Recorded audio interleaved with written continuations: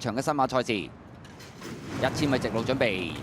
好啦，開閘嘅時候啦，咁啊算係齊集雙嘅。愛蘭米茲攞咗條欄先啊，出邊有黃衫雙劍合璧，中間第2位紫色帽呢，仲有通情達理啊，第3位粉紅帽呢，就銀騎士啦，咁啊後邊第4位愛蘭呢，粉紅衫呢，就盛世英雄啦，中間加應感恩啊，咁啊響後邊嗰匹呢，淺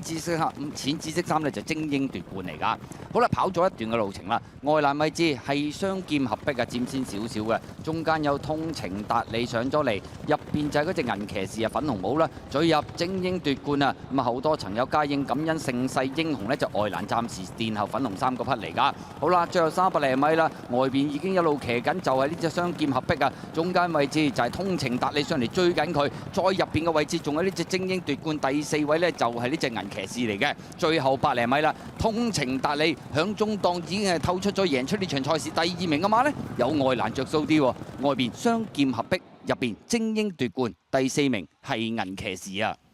結果今季首場嘅新馬賽事，葉楚河馬房潘頓呢個組合啊，咁啊結果憑借通情達理順利贏馬，第2名愛蘭米茲雙劍合璧，入邊係精英奪冠第4名係銀騎士。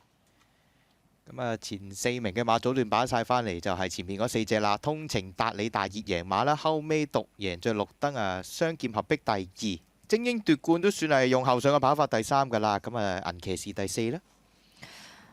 精英雙劍合璧